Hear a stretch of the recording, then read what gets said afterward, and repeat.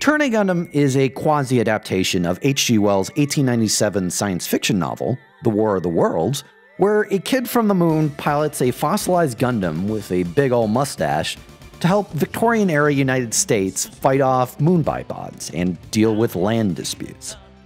Like G Gundam, it is one of the most bizarre baseline pitches for a Gundam series. But it absolutely works, and it is one of my personal favorites. Created to celebrate Gundam's 20th anniversary, Turn A Gundam was directed by the original creator of Gundam, Yoshiyuki Tomino, featured mechanical design by classic American designer Sid Mead, and had a soundtrack composed by the supreme Yoko Kanno. The War of the Worlds connection is surface level, but it establishes a very different aesthetic and feel to the series. The correct century is the setting of Turn A Gundam, and it is easily the hardest Gundam timeline to nail down, which I'll get to in a bit. It's complicated.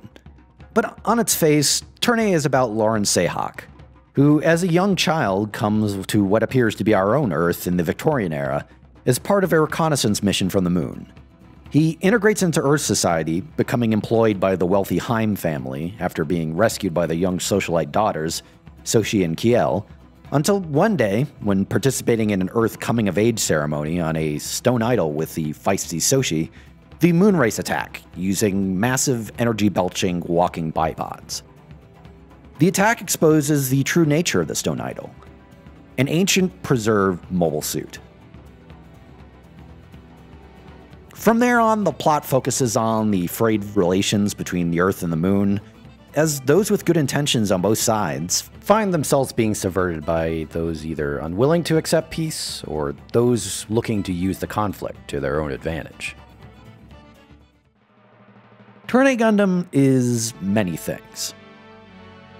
At the beginning, it's a mystery. How are there humans living on the moon while society on the Earth is just at the cusp of its industrial age? Who are the moon race? Why do they want to come back to Earth? Why is it that their exalted queen, Diana Soriel, talks of peace and coexistence, but then their rank and file act like violent thugs? How are their seemingly ancient mobile suits preserved in the Earth? Wait, is that a Zaku? What's going on? These questions are all answered, but they kind of take the backseat to what I think Turn A does best: character work. Turn A has great character drama, with some fascinatingly multi-note and flawed characters, who evolve over the course of the series.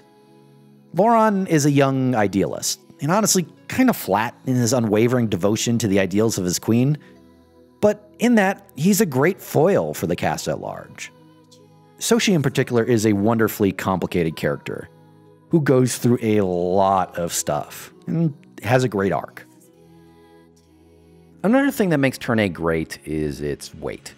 See, a lot of mecha anime, Gundam included, often struggle to get across just how momentous the machines and events in play are, both in their physical size and in the impact they have. Turn A makes its mecha feel huge, and its events tremendous.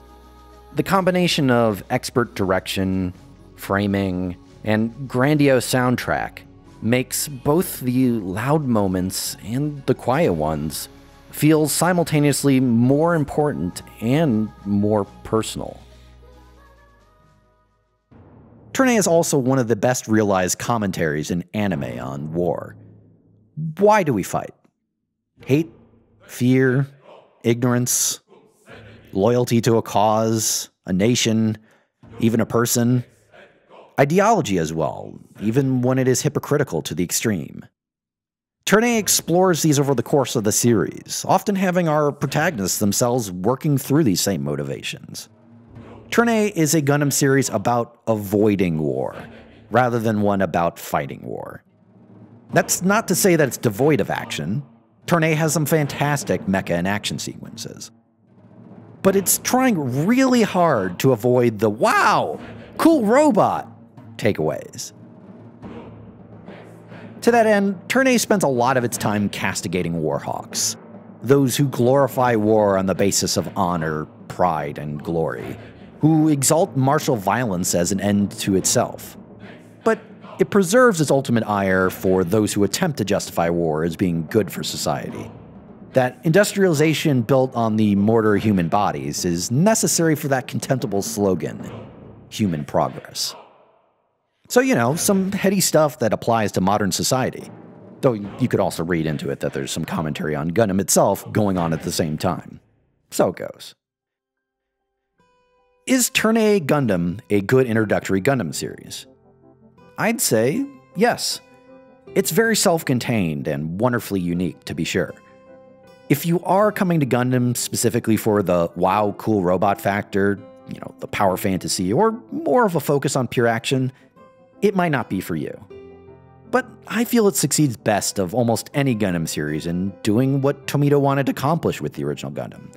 The message that, hey kids, war is bad. Don't listen to those who try to tell you otherwise.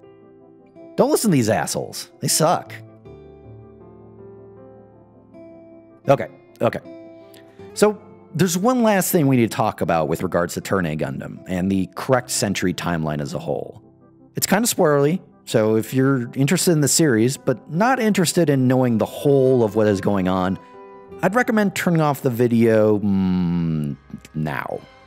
So the correct century supposes that all Gundam series are actually in this same timeline, where the civilization keeps getting reset until humanity plays out roughly the same Gundam plot over and over again. Turn A Gundam is the capstone of this cycle, its notional break. Now, I think that's fine in the context of Turn A itself, but taking it in the context of the other Gundam timelines, it's whatever. It doesn't make much sense, other than as a sort of comic book-like what-if plot conundrum. People often point to how 2014's Gundam Reconquista NG establishes itself as a notional sequel to both Turn A and the original Universal Century, to say that, hey, Turn A's correct century and Reconquista's Regild century are all actually just 1,000 years in the future extensions of the Universal Century. Which, sure. That just makes the references to G Gundam, Wing, and X in Turn A kind of odd. Like, if we were to attempt to seriously construct a giant Gundam Omni timeline, where Turn A Gundam is set in, like, UC 10,000, where people just completely forgot about space in the middle there, where the hell do you fit the other stuff like Wing? Do they take place prior to the Universal Century? Attempting to map Turn A Gundam's missing history in such a way is needlessly fraught and complicated. Just take Turn A in the correct century on its own terms. It doesn't need all that. It's great all on its own.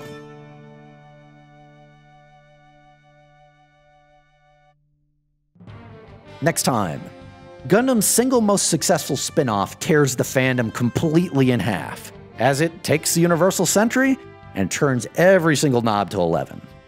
Things won't ever be the same. What did you think about Turn A Gundam? Do you love the mustache? Share it in the comments.